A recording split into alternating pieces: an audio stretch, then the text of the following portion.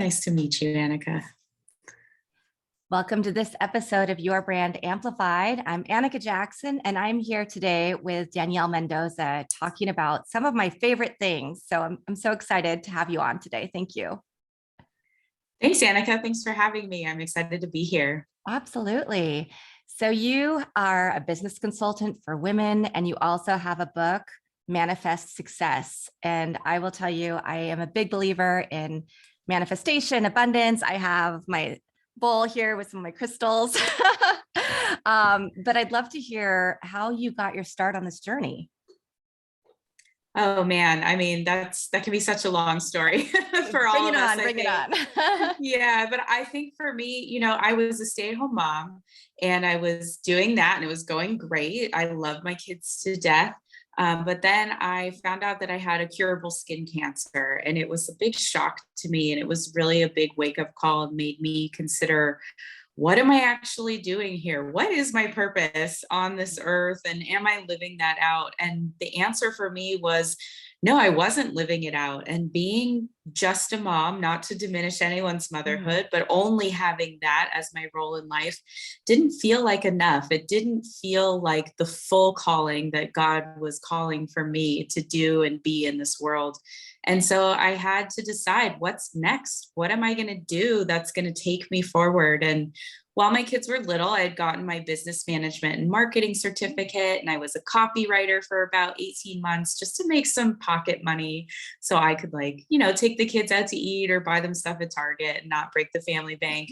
And I thought, I really enjoyed that. And I wanted to lean more into something like that. I understood business pretty well.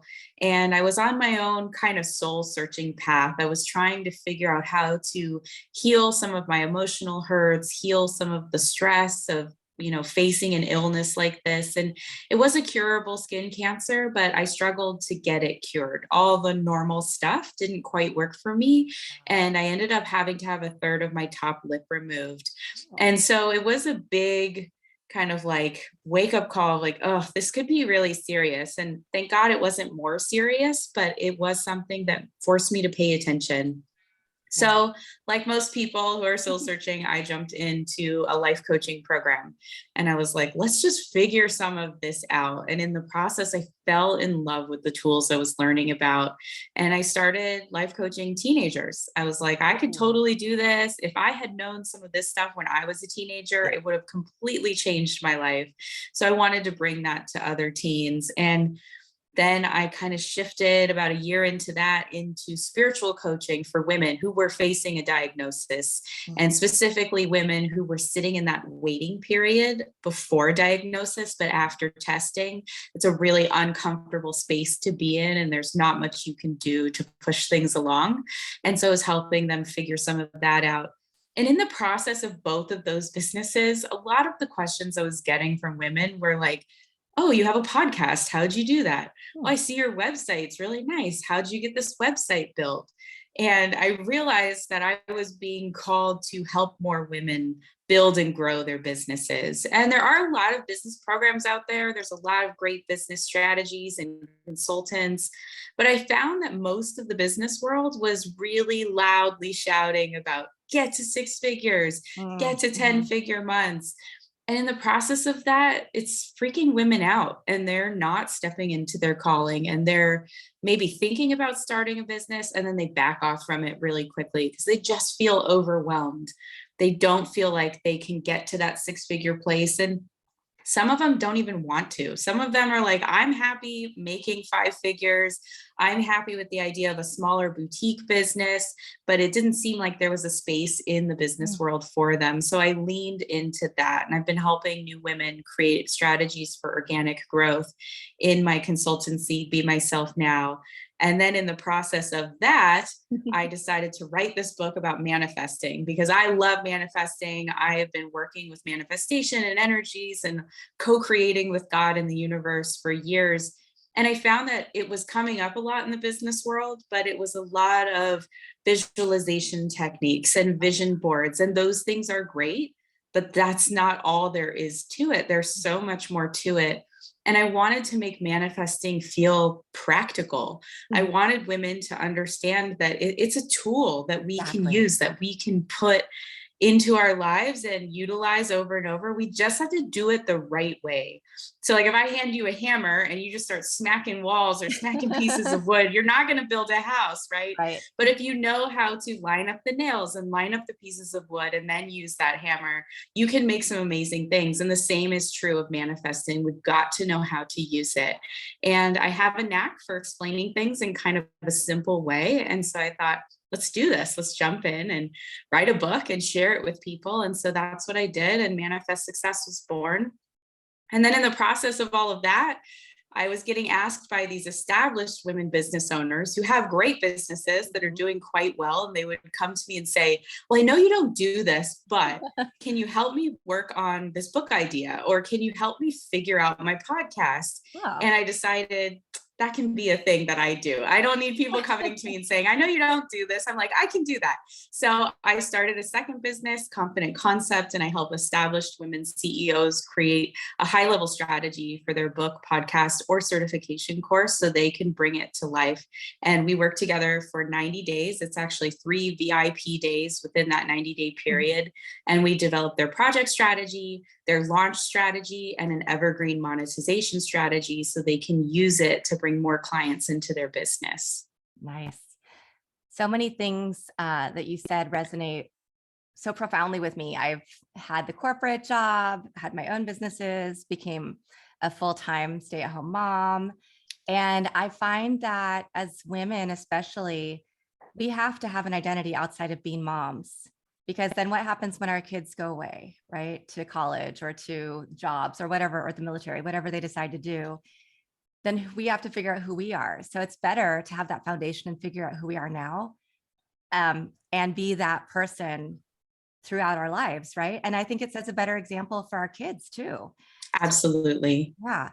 So do you still work with teens, or have you shifted fully into working with women? Because I think I love that you saw a need to teach skills to teens. That's something that I think is overlooked a lot, and nobody's quite figured out what programming to give to teens that will add value, that they'll actually listen to and that they'll incorporate into their lives long term. Yeah, so I have shifted fully to working with women, but I do still work in the children's and youth ministry at my church. So I am involved with kids, and I have a teenager of my own. So Yeah, I've been giving a her real life tools case and study. helping her along. Yeah, exactly. But I found with working with teens, it was a little bit complicated because often there's a lot of pre-education that has to go on for the parents. Oh, And it's really getting the parents to buy in. So in terms of business, working with teens is really interesting because it's the parents who are buying from you, not the teens. Even though the teens might want your services, you've got to get that parental buy-in. And I kept running into parents who felt like, well, if they just had the right information, they could implement it for their teen and they could teach their teen. And that really just isn't the case.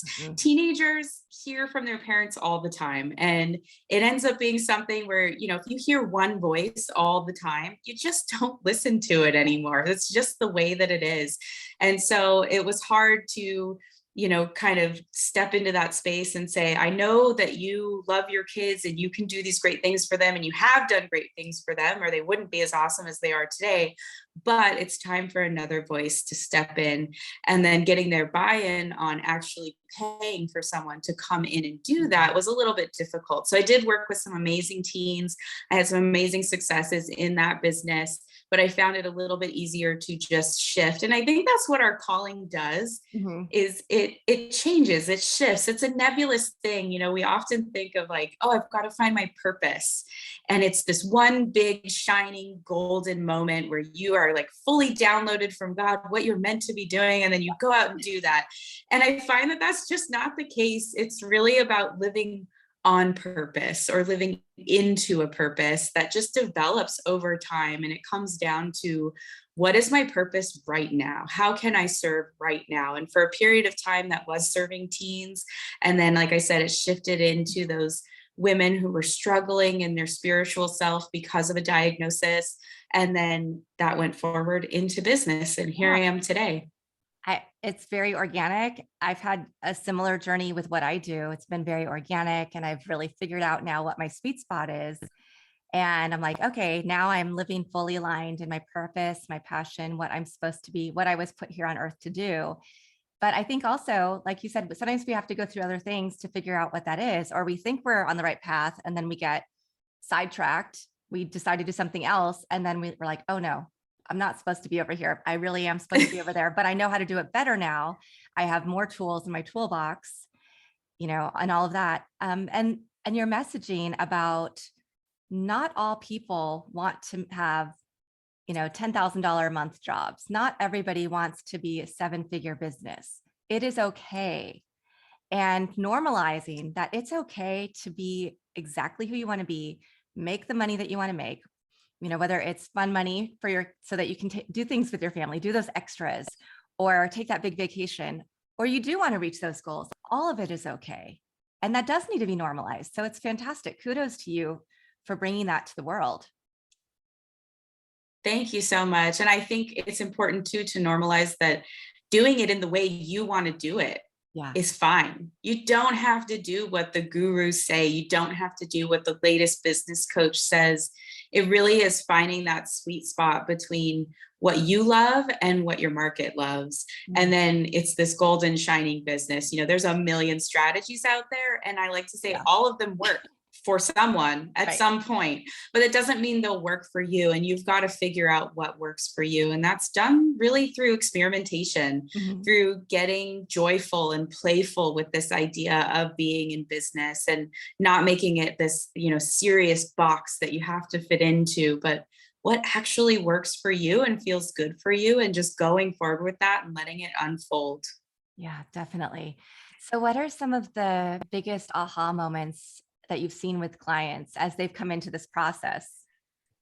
Yeah, I think the first one is really just realizing that they can be considered successful in the 5-figure mark, that your version of success is whatever is important to you. And it's not about the revenue, because there is so much focus on revenue. And I often have to remind clients too, revenue doesn't mean profit. So yes, maybe someone has a multi 6-figure business in terms of revenue, but how much profit are they actually making? How much is actually going back into their pocket and into their family life? And sometimes the answer is not very much at all. And so it's important to understand that, and understand that there are ways to promote your organic growth that can help you retain that revenue as profit and put it into your pocket. I like to teach from the profit first method, so that half of everything they're making goes into their family. So just reverse engineering that, I see a lot of light bulbs go off for some of these women. So I have one client, she's about to retire and she wants to start her own business. She's leaving the corporate world, but she wants to help coach women who are stepping into the corporate leadership positions to be better leaders and to be able to, lift themselves up that ladder of success in the corporate world. But she doesn't want to go after the 6-figure business. She's like, I've done all that. Like, I'm good.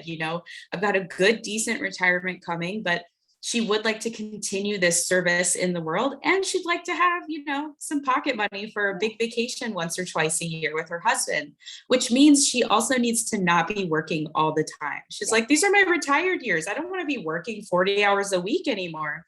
So we came up with this idea of like, okay, well, how much do you feel like you need in your pocket every year? And it was really simple. She's like, 25,000 would be life-changing for us at this point. And I was like, great. So in terms of profit first, you need to make 50,000 in revenue, which gives you this much for operating expenses based on his breakdown from Mike Michalowicz.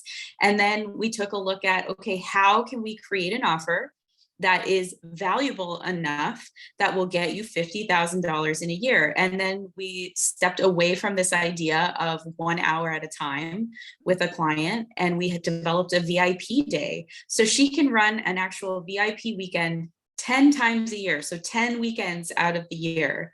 Out of 52 weekends, right? Wow. She only needs to work 10 of them, plus some marketing and visibility stuff. But really, you're talking very few hours out of the week. She could work maybe 4 to 6 hours a week and then do her VIP weekends, and she's got the revenue she wants. And so it's a big breakthrough to help them see how easy that can actually be, and that it doesn't need to be this hustle and grind and toil of entrepreneurship, that there's a joyful way and an easeful way to lean into it. Mhm. Absolutely. So when you're thinking about manifestation as a tool, which I completely agree. I mean, I have, a lot of different books that I'm reading at any given time. Atomic Habits, a chapter at a time. I might be listening to Positively Wealthy and journaling at the same time. And just, I find it easier for me to like take things in chunks, but to make sure that I am thinking about like, we have so many tools, you can get overwhelmed by them, but how do you break it down to make sure you're using them effectively at the right time when you really need them? And you have some great lists. I know on your website, you have lists of like top business books to read, and all kinds of tools that not just women, but anybody could go to and download and get value out of. So I really want to hear about your book, Manifest Success, and how you decided. I know you talked a little bit about how you decided to write it, but a little bit more. And what would somebody get when they read the book? Definitely. So the idea is how to shut out the noise and transform your big idea into a business you love. That is the basis of the book. So manifestation obviously is a tool that can be used for almost anything Mhm. in life, but the book is focused on how do we manifest this business that feels good to us, that we just love to wake up to every day, that we're not feeling burnt out and tired and overwhelmed and stressed and overworked and all these different things. And so I share about how do we shut out that noise? Yeah. What does that really mean? And to me, that boils down to meditation. We've got to be able to take quiet time to be with ourselves and to connect with our higher power, whether you call that universe or source or God. You've got to be able to just spend time in that space regularly and learn to hear the whisperings that come from that space, because often the stuff that shouts inside of us is a lot of mental chatter, and that business space out in the world is very, very noisy. So we've got to be able to shut out that noise and hear ourselves from within. And Mhm. then the second part of the book focuses on the actual manifestation process. I've broken down the process into 5 steps. Ooh. Now, they are laid out in a linear manner in the book. I think it's important to go through things one at a time, but the actual process bounces around all over the place. So to me, it starts with gratitude. Yeah. Then it's about having intuitive trust, being able to trust that higher power and what it's telling you. And then you've got to have a clear vision. When we don't have a clear vision, we're kind of taking shots in the dark. And sometimes, maybe you want a 6-figure business, but the idea of having a 6-figure business right now feels so foggy that you're never going to find your way there. So start with the first $10,000, or start with what feels possible to you and feels real and clear in your vision. And I explain more about that in the book. And then as you move towards the end point of that piece of your vision, the fog clears a little more, and then you can see 50,000 and then 75. And before you know it, you're like, yes, I can totally do 6 figures, and you can move your way into that. So there's nothing wrong with that goal, but it's when it's put on us from the outside and it's really fuzzy that we just find ourselves kind of caught up in the overwhelm and the struggle of it all. And then that 4th step, which I think is the most ignored step of manifestation, is taking consistent action. And we have to put about 75% of our energy into taking consistent action. And that doesn't mean we're always doing the same thing, but it does mean we're always doing something. And that's really important because we are co-creating our experience with the universe. So the universe is 50% of it, but we're the other 50%. And we've got to be able to work together to make that vision we have come to life. And the last bit is open receiving. So if you're not open to receiving from the universe, you're going to self-sabotage, you're going to put things in your own way, and you're not going to see that vision happen. And so I talk more about how to explore this idea and find out if you are open or if you are kind of getting in your own way, because I think sometimes it's hard to know. Yeah. And so that's how it's laid out, but it jumps around. Sometimes you're like, working on being open to receiving, which means then you've got to go back into gratitude, and then you've got to hold that clear vision so it can propel you into action. And then in taking action, you have to find more gratitude and be open to receiving from that. So it's, it's a Yes. jumble, but I think laying it out is straightforward, makes it really easy to first understand. And then you get better at spotting that jumble as it's happening in your life.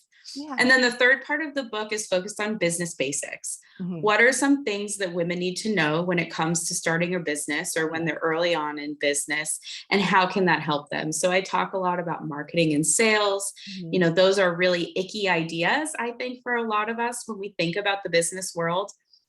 But marketing is honestly so natural for women because we are natural relationship builders. Mhm. We want to be in relationship with other people. And that's all that marketing really is. It's just Yeah. forming a relationship with the right people for your business. Mhm. And once you've done that, sales just becomes a natural invitation to say, hey, I've got this thing that I think you'll really love.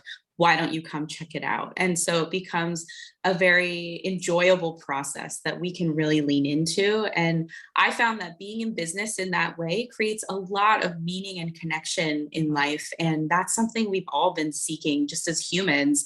We want more meaning and connection, especially if we found ourselves really caught up in that role of motherhood and limited to just that one facet of our life. Adding more meaning and connection through a business can be super, super powerful. Yeah. And then I break down 3 simple business tools. I've got the business development triangle, where I talk about, you basically get 3 things to every decision in business. There's the cost, the quality, and the time it's going to take. And you get 2 positives out of that triangle, and it's typically a trade-off for a negative in the third corner. So if you want something done really fast and high quality, it's going to cost you a bit. Right. But if you want something done high quality and for free, it's going to take a bit more time for you to learn and implement and figure that out. So just understanding that empowers you as a better decision maker early on in business, which is really, really powerful. Mhm. Another one is the action formula. We talk about jumping into action, and then what do you do after that? So we all know we have to try stuff, we have to take actions, but what do you do with that action to hone it and continue that experimentation so that you're getting better and better at what you do and at interacting with your market? And the third one is the 12-week rule, which I think a lot of people forget about, but your results are a culmination of the last 12 weeks of action, energy, and engagement. So have you had high energy? Have you been really engaging with people on a high level? Have you been taking action consistently? And then you can consider what happened over the last 12 weeks to get me where I'm at right now, or what will happen over the next 12 weeks ahead of me, and where could I be if I focus on that? Nice. Yeah, I do think a lot of people forget about that. And we also forget that after you take action, you do also need to evaluate and see, Exactly. was this the right action? I mean, I don't think there's any right, wrong. I think it's all, anything that appears wrong is actually just a lesson that gets you to the next step. But how do Yes. as women, as mothers, we have families, we are, driving our kids around to school, to their activities. We're trying to make sure all of that, their needs are taken care of, our spouse, our significant other's needs, our pets' needs.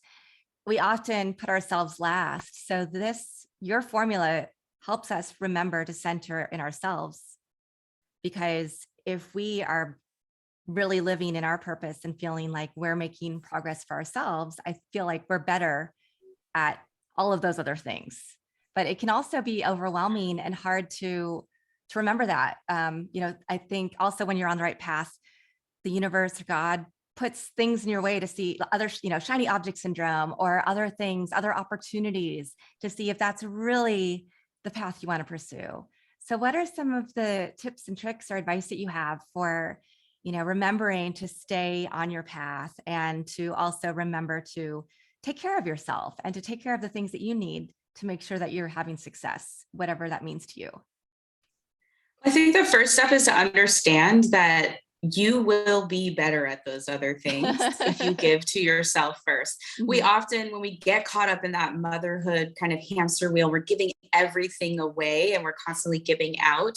We forget how drained we can actually be, and how that can change the way we're interacting with people, the energy that we're bringing to the situation. and generally not for the better. We think that it's more noble to give everything away, but that's actually not true. The idea is to keep your cup so filled that it's overflowing instead of trying to pour out from an empty cup. I think a lot of us have heard that analogy at this point in time, and it's just absolutely true, and it's easy to forget that. But when we've poured from our cups so often and emptied ourselves, we've generally created these expectations within our family or within our communities of us that aren't realistic. And so it can be kind of painful to break up with some of those expectations and sit down in that uncomfortable space of communication with people like our husband, for instance, and say, you know, I'm just not going to be able to show up in the same way I have been, but here's what I'm planning to do. And here's how I think it will help us for the better. When I started my business, my kids were pretty young and I was homeschooling. I still homeschool my kids.